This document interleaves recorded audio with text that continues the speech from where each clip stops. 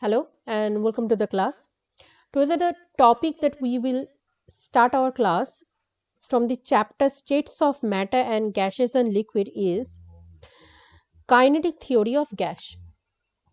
Now, when scientists start observing, study the behavior of gases, they postulate the observation that they got in the theory, kinetic theory of gas. The first postulate in this theory is gas consist of large number of tiny discrete particles, and these tiny discrete particles known as gas molecules. In the second postulate, it is saying that these gas molecules are solid, spherical and perfectly elastic. That means the shape of the gas molecules are spherical and they are solid particles, and they when they collide with each other, no distortion is created in their shape. The shape retain its original size and shape. The molecule retain their original size and shape even after the collision happens. The third postulate is saying molecules or gases are alike in all respect, means whatever type of gas molecule you take, the shape and size of the molecule is always going to be spherical. Even the dimensions of that spherical shape is going to be same for all molecules of all type of gas. In the fourth postulate is saying that the volume of gas molecule is negligible when compared with the volume of the container. That is, compared to the entire container in which a gas is confined, the volume occupied by the constituent molecule of of that particular gas is going to be negligible. That's why the volume of a single molecule will be neglected. In the fifth postulate, it is saying that gas molecules are always in ceaseless chaotic motion. They constantly collide with one another and the wall of the container. Now, due to this ceaseless random motion, the collision occurs, and with the collision with the wall of the container, the pressure of the gas rises. The sixth postulate, in the sixth postulate, it is saying that all molecular collisions are perfectly elastic, meaning that when gas molecules collide with each other or with the wall of the container, the kinetic energy of the molecule, neither the molecule gain extra kinetic energy or lose its kinetic energy, means it retain its kinetic energy irrespective of the collision with other particle or with the wall of the container. In the seventh postulate, in the kinetic theory of gas, is saying that there exists no force of attraction between the constituent molecules of the gas, that the gaseous molecules are in ceaseless chaotic motion irrespective of the surrounding particles' influence. The last theory, the last postulate in the theory is saying the average kinetic energy of the molecules of gas is directly proportional to the absolute temperature of the gas. That is, if temperature is increased, the kinetic energy of the gas will increase and the gas will move in a faster rate. If the temperature is decreased, in that case the kinetic energy of the gas molecules will be decreased, and in reserve with and that will result in slower motion for the gas molecules. We already seen that real gases do not actually obey the gas laws in normal condition. This behavior of real gases scientist Amagat studied, and he observed the observation that he got from his studies. He created a graph on the basis of those observations, and that graph is known as Amagat's curve. Now, we know that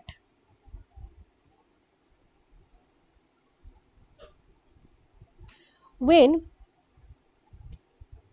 a graph of PV product versus volume, suppose PV versus P graph, if we try to construct a curve for this, the curve that we will get is a straight line that is parallel with the pressure axis. That is the gas that this graph is in according with the ideal behavior of gas.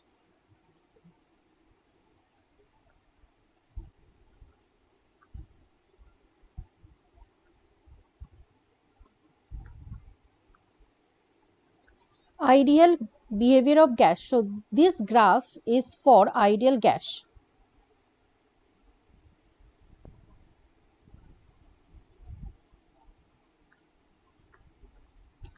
PV versus P plot will look like this. Now he started to observe this particular PV versus how these real gases behave, and when he plotted the behavior in according with the PV versus P plot, the first real gas he took was hydrogen, and he saw that hydrogen gas do not obey this ideal gas plot. In fact, the plot that he got for hydrogen gas after observing hydrogen gas is this one.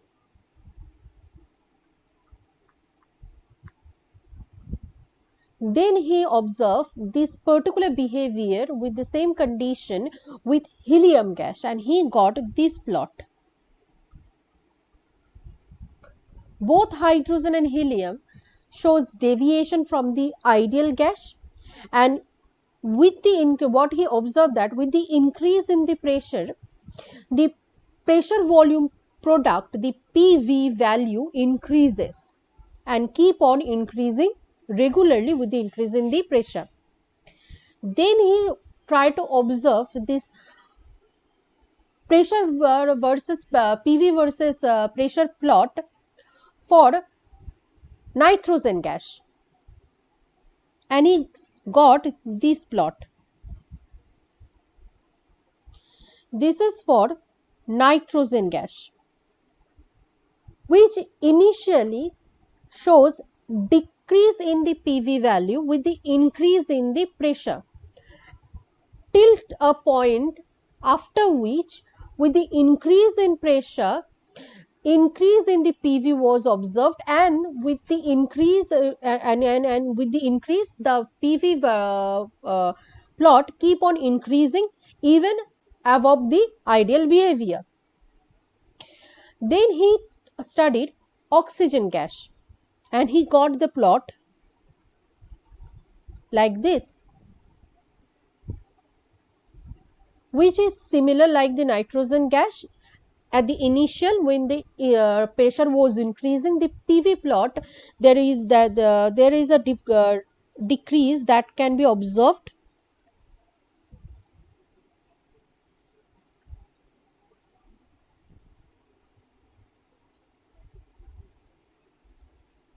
That can be observed till a certain point. Then with the increase in the pressure, the PV value increases and keep on increasing even after the ideal behavior. Then he observed methane gas and tried to see how methane gas behave, and he plotted the PV versus P plot, and he found that this is the plot that after observing methane gas, the plot that we get is this one. Similar way, at the initial stage, when the pressure is increasing, the PV plot, the PV value decreases till a certain point, and then after that certain point, with the further increase in pressure, the PV value increases. But all these behavior, all these gases in real life shows the deviation from the ideal behavior, which is the PV plot, the PV graph was supposed to be a straight line parallel with the pressure axis. Hydrogen and helium gas do shows a straight line but not parallel to the pressure axis, whereas nitrogen, oxygen, methane gas shows depression in the initial part of the graph that is at the lower pressure region, and then at the higher pressure region, with the increase in the pressure, it keep on increases. Now, the pressure curve that we had taken has taken from 0 to 200 to 400 to 800 and so on.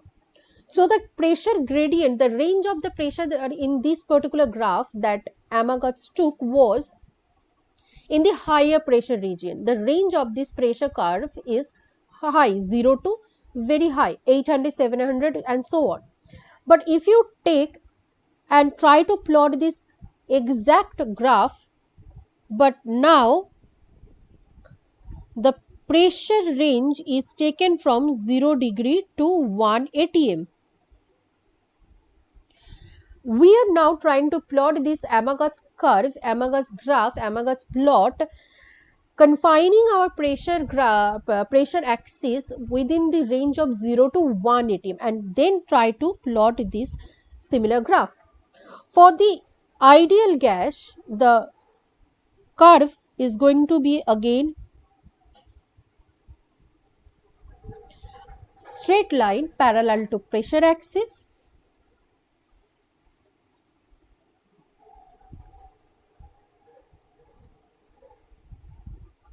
But for the other graph, for the other gases like hydrogen, it's going to show deviation, which will be increasing. For helium, again deviation, straight line, but more than the ideal behavior, the deviation is more than the ideal behavior. For oxygen, as the pressure range that we have taken is in the lower pressure region, less than 1 atm, in that case it will show a straight line, but the deviation is lower compared to the ideal gas. This is for nitrogen. For oxygen, it's going to be again a straight line but depression, and for methane again a straight line but depression. So these two graphs shows that ideal behavior,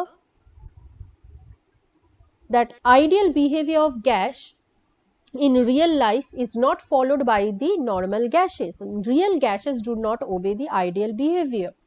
So when we try to observe real gases and try to plot PV versus P plot, we see huge deviations from the ideal plot. Depending on the gas we take, different type of deviation we see. If the pressure range is taken 0 to a huge amount, very higher pressure range, in that case for helium and hydrogen, straight line plot we get, straight line curve we will get, but it will not going to be parallel with the ideal gas curve, parallel with the pressure curve. But for the other gases like nitrogen, oxygen, methane, we will get depression in the lower pressure range, then we will see a rise in the PV graph, but we will not get a straight line curve. But if we take the pressure range confined in the 0 to 1 atm in the lower pressure range, in that case we will get all the curves straight line, but never the straight line curve that we will get for the real gas observation, that will coincide with the parallel with the ideal gas. Let's try to study the behavior of nitrogen gas at different temperature and try to plot the PV versus P plot again only for nitrogen. Now,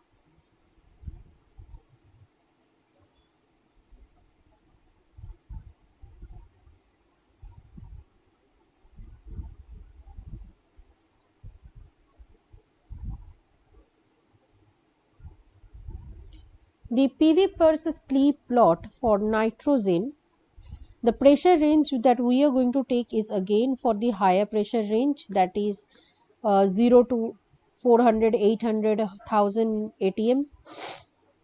Now, the ideal gas, if nitrogen behaves ideally, in that case the temperature range that we will get is this one.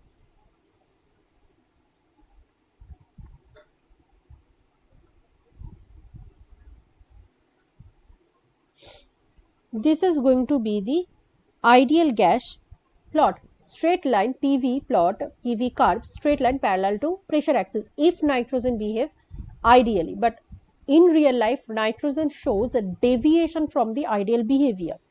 Let's try to study at very low temperature. At a very low temperature, let's say that at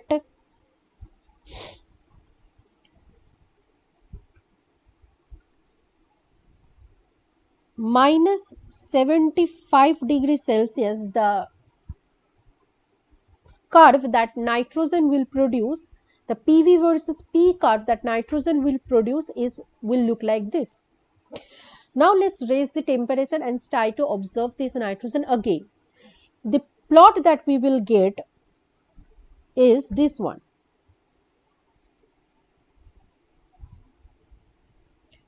This is for minus 225 degrees Celsius temperature. This is the plot that we will get if nitrogen, the PV versus P plot we are observing at minus 25 degrees Celsius temperature. Let's raise the temperature at 50 degrees Celsius. At this temperature, the plot that we will get is this one.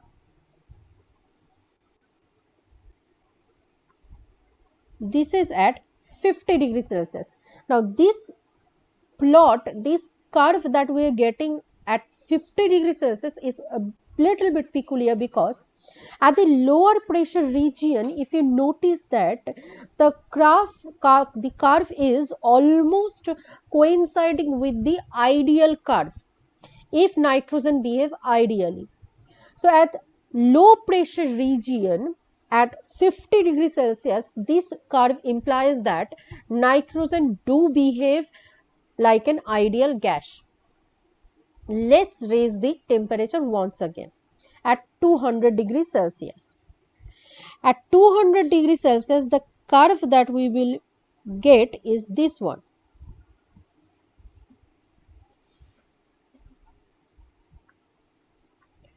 Again, a huge deviation. So this particular plot that we had constructed for nitrogen gas at various temperature.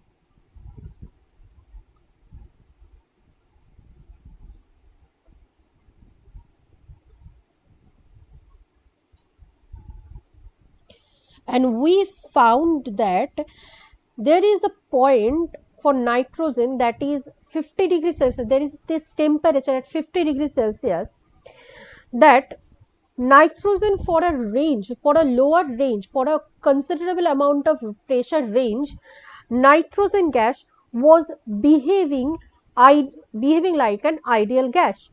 This temperature then was denoted as the boil temperature of the nitrogen, the temperature at which nitrogen gas was behaving like an ideal gas for a considerable range of pressure. Not only nitrogen, further studies has shown that all real gases has a particular temperature at which for a considerable range of pressure the gas behave ideally. That particular temperature point for individual gases are different depending on what kind of gas we are observing. This temperature, that's why, is a characteristic of that particular gas. That's why this temperature is known as the Boyle's temperature. So by definition, Boyle's temperature is